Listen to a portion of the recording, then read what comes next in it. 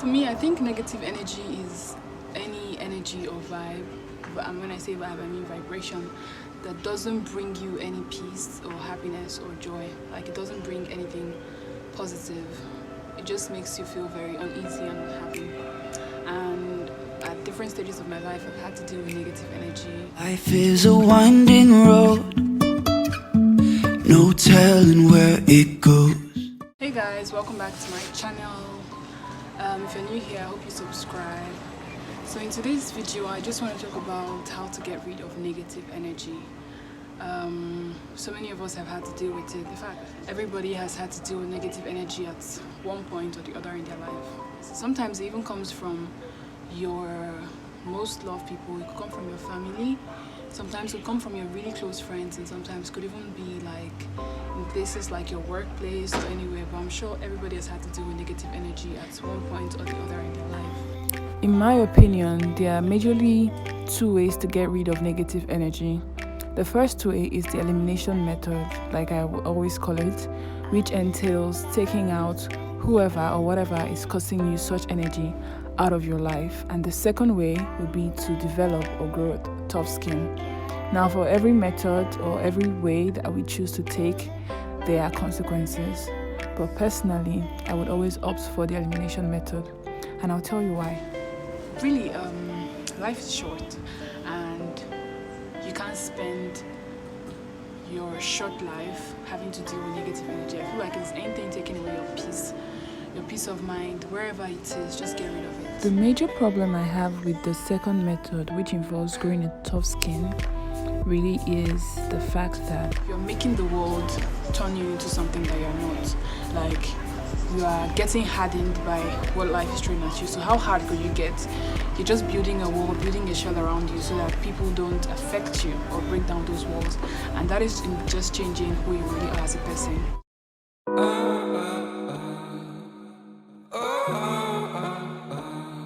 Internet or cyberbullying has become very, very, very popular.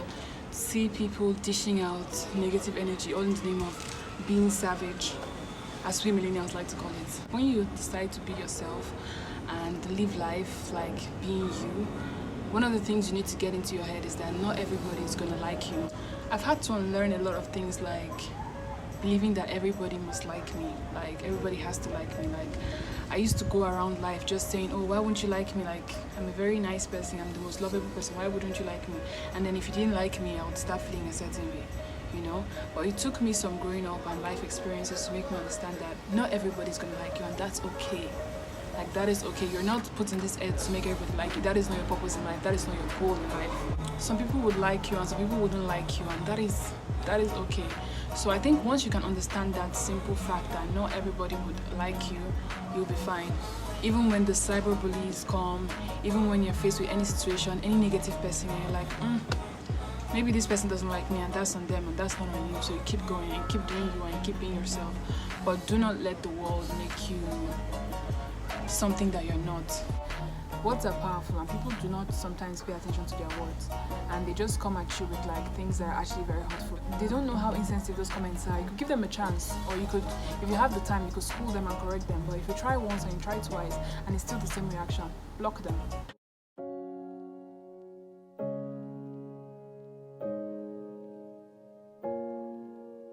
Now, that could be a very difficult situation, and people have had to deal with it, like people, your aunties body shaming you, your aunties putting pressure on you, asking you when you're going to get married.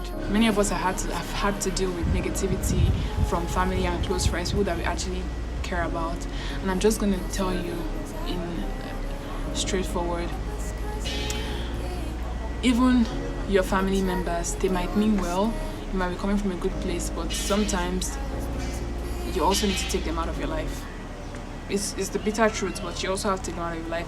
If there's that auntie that is always coming to tell you how fat you are, how ugly you are, or how you should get a husband, and it always takes away your peace, then try not to see that auntie. Whenever she's coming to the house, you go. If she's trying to come to visit you, you're not around.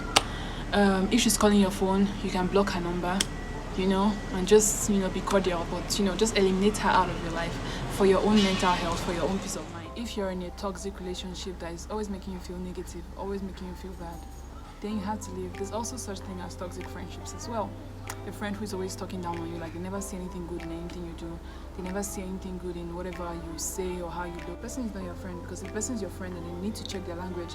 My friend's makeup could be bad, and I would call them and say, oh, you look pretty, but if you change your eyeshadow and blend this out, it will actually look a lot nicer. Now, don't get me wrong, I wouldn't say that I've always been like this, like watching my words and trying to be nice to people. I've not always had it all together. In fact, if you knew me like 5 years ago, I'm straight up blunt. Like, I'll tell you what I have in my mind, whether it's negative or bad or good. I'll just give it to you. Like, I don't care how you feel about it. But growing up and having to experience certain things in life, I've come to be very conscious of my words and things I say to people, because I now know that it has great impact on how it makes people feel. So I think about it, like I still say my mind, but I think about it and I find the best approach and the best way to convey my message, and then I say it.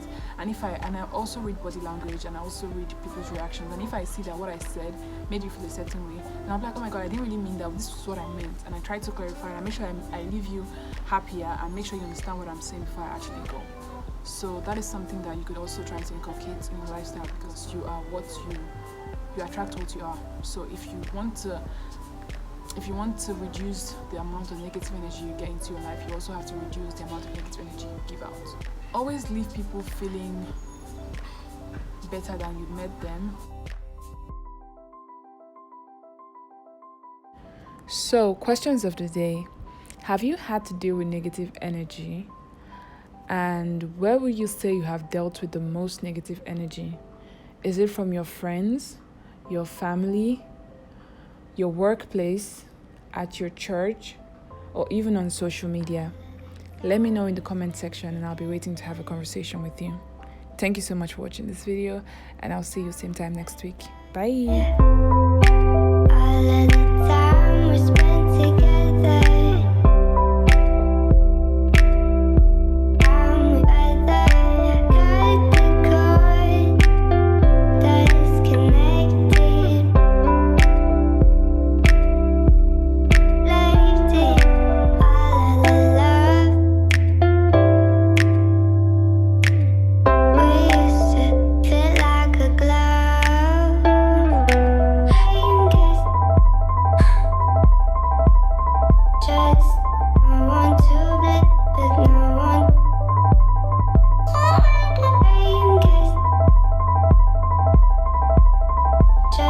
Oh, you're still here.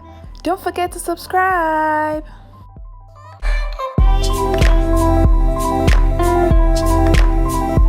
Life is a winding road, no telling where